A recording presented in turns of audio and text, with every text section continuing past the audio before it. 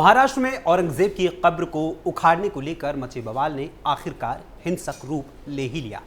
सोमवार को जहां महाराष्ट्र में औरंगजेब की कब्र को तोड़ने के लिए विश्व हिंदू परिषद और बजरंग दल ने राज्यव्यापी धरना प्रदर्शन किया, तो वहीं इस आंदोलन को लेकर एक अफवाह भी फैलाई गई। फिर कुछ देर बाद नागपुर में 500 से 1000 और कुछ खबरों के अनुसार 2000 से अधिक मुस्लिम तबके के लोग सड़कों पर उतर आए और फिर जमकर तोड़फोड़ की, आगजनी की गई और हिंदुओं की दुकानों, घरों और निजी संपत्तियों को चुन चुन कर निशाना बनाया गया और आग के हवाले किया गया। और अब जहां एक ओर पुलिस और प्रशासन इस हिंसा के बाद अपनी जांच और कानून व्यवस्था को बनाने में लगा है, तो वहीं इस हिंसक घटना के बाद सियासी बयानों की झड़ियां भी लगने लगी हैं। वहीं इस हिंसा के बाद महाराष्ट्र में भी क्यों उठने लगी है सीएम योगी आदित्यनाथ की मांग और कैसे इस पूरे मामले की रची गई थी पटकथा, आपको बताएंगे विस्तार से हमारे खास प्रोग्राम टर्निंग पॉइंट के आज के इस अंक में। नमस्कार, वंदे मातरम, कैपिटल टीवी देख रहे हैं आप और मैं हूं आपके साथ अखिलेश पांडे।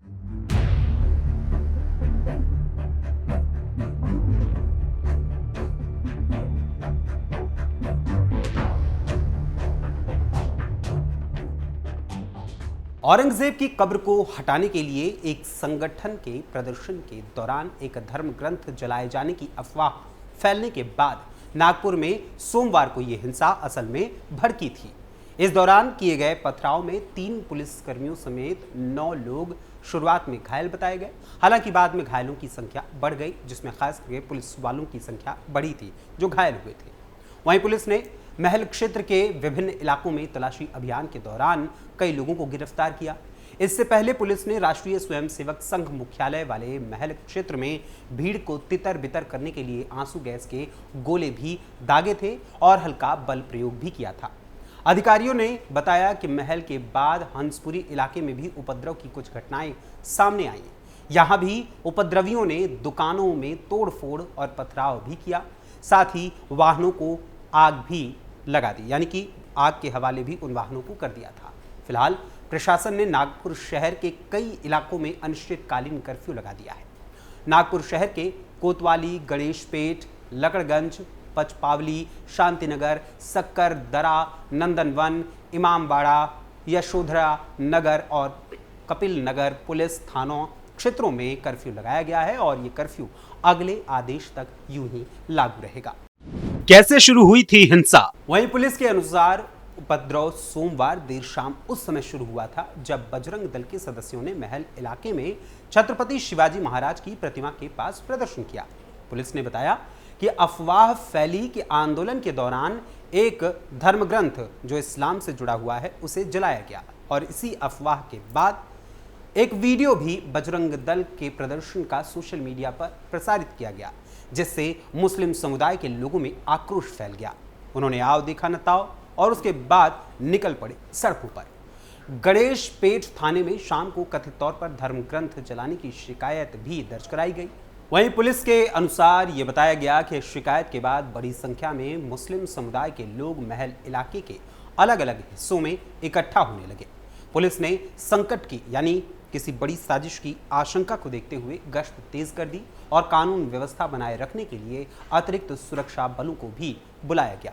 लेकिन तकरीबन पहले 500 से 1000, तो उसके बाद ये संख्या धीरे धीरे बढ़ती गई।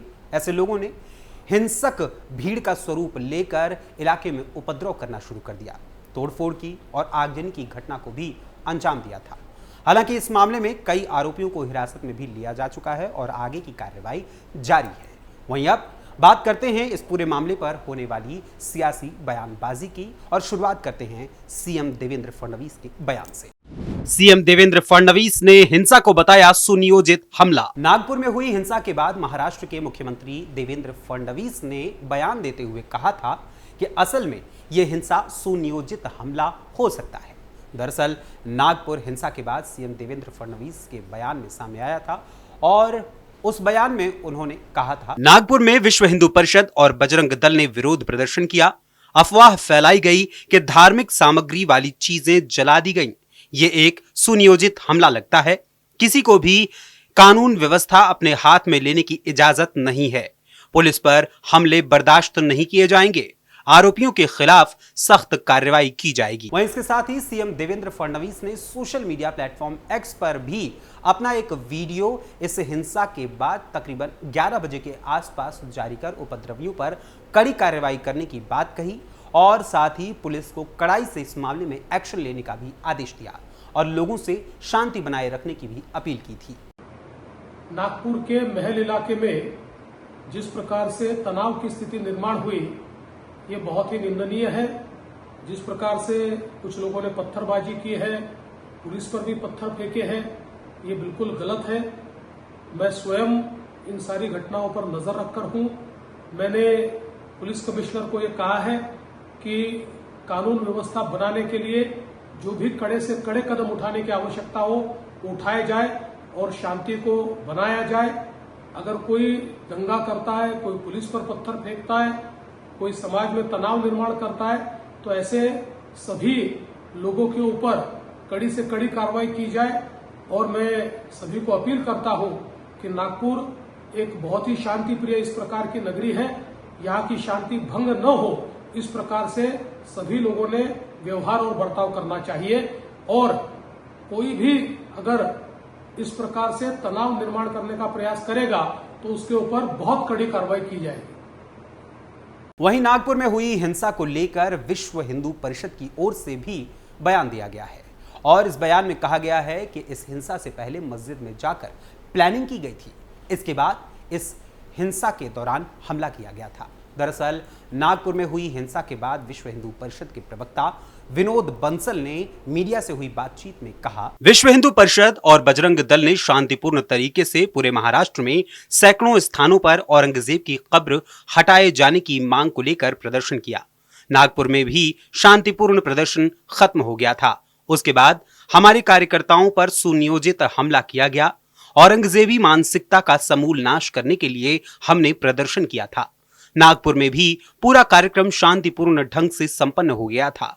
उसके बाद औरंगजेबी मानसिकता के लोग वहां इकट्ठे हुए और उन्होंने मस्जिद में जाकर प्लानिंग की। उस प्लानिंग में बाहरी लोगों को भी साथ लिया गया और उसके बाद सीधा हमला किया गया। वहीं इसी क्रम में महाराष्ट्र के डिप्टी सीएम एकनाथ शिंदे का भी बयान सामने आया। उन्होंने भी इस हिंसा को सोची समझी साजिश बताते हुए मीडिया से हुई बातचीत में कहा, नागपुर में जो घटना हुई है वो दुर्भाग्यपूर्ण है। जो आगजनी हुई है, जहां पर कई लोग 2-4 हजार लोगों ने साथ आकर लोगों के घरों को टारगेट किया, पथराव किया और गाड़ियां जलाई। लोग बाल बाल बचे हैं। पुलिस और फायर ब्रिगेड की गाड़ी आई, उन पर भी हमला किया गया है। पुलिस शांति कायम करने का काम करती है। ऐसे समाज कंटकों को बख्शा नहीं जाएगा। औरंगजेब का समर्थन महाराष्ट्र में कोई सहन नहीं करेगा। औरंगजेब देश का दुश्मन था, आक्रमणकारी, जुल्मी था। औरंगजेब क्रूर था और जो उसका समर्थन करे उसको बख्शा नहीं जाएगा। जनता की भावना है, छत्रपति संभाजी के प्रति गंभीर है। लोगों का आंदोलन जायज है। लोगों में देशद्रोही औरंगजेब के प्रति गुस्सा है। नागपुर में जो भी हुआ है वो सोची समझी साजिश है। गौरतलब है कि जहां इस हिंसा के पीछे पूर्व नियोजित योजना यानी पहले से रची गई साजिश की बात सामने आ रही है, तो वहीं इस हिंसा में लगभग 20 से अधिक पुलिस वाले घायल हुए हैं। हिंसा के बाद पुलिस ने 60 से अधिक आरोपियों को हिरासत में भी लिया था और सीसीटीवी फुटेज के आधार पर उसकी मदद से भी और भी आरोपियों की तलाश जारी है और साथ ही कड़े एक्शन की भी मांग की जा रही है।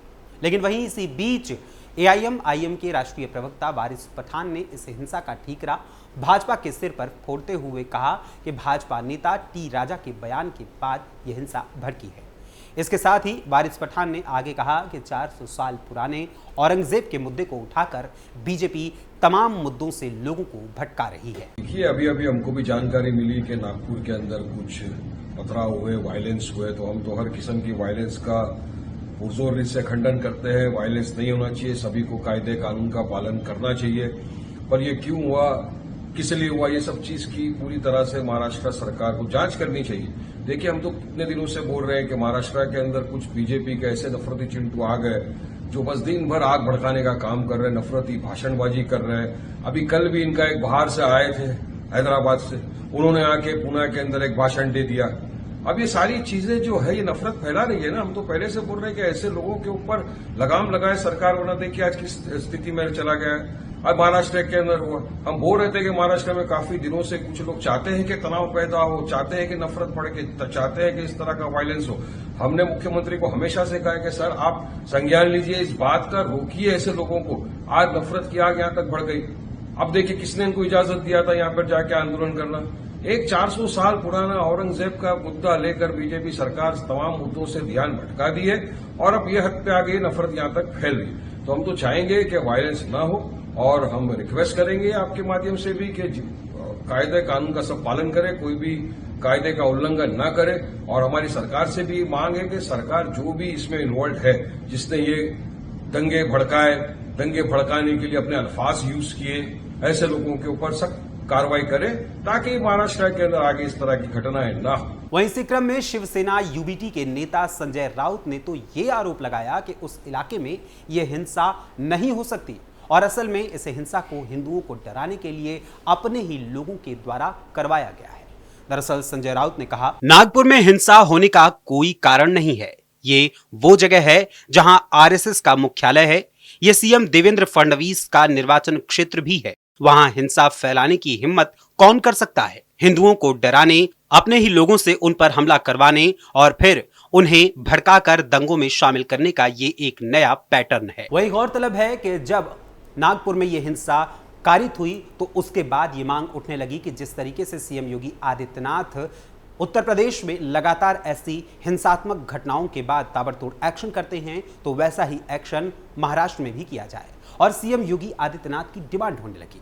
अभी कुछ समय पहले संभल में जिस तरीके से हिंसा भड़की थी नवंबर 2024 में, उस हिंसा के बाद सीएम योगी आदित्यनाथ ने जो एक्शन लिया, उस एक्शन के बाद पूरे देश में यह चर्चा हुई कि अगर किसी भी हिंसात्मक घटना से निपटना है तो सीएम योगी के फॉर्मूले को ही लागू करना होगा और सीएम योगी के फॉर्मूले, सीएम योगी के मॉडल को महाराष्ट्र में भी लागू करने की लोगों के द्वारा मांग की जा रही है। फिलहाल जिस औरंगजेब की कब्र को तोड़ने के लिए हिंदू संगठनों की ओर से मांग की जा रही है, तो वहीं अब नागपुर में हुई हिंसा के जरिए लगता है कि औरंगजेब की कब्र को बचाने के लिए अफवाह फैलाकर ही यह हिंसा कराई गई है।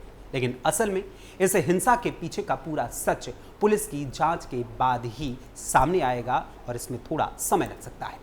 लेकिन औरंगजेब की कब्र को तोड़ने की मांग के बाद नागपुर में हुई इस हिंसा के पीछे की असल वजह आपके अनुसार क्या हो सकती है, हमें अपने कमेंट्स के माध्यम से जरूर बताइएगा।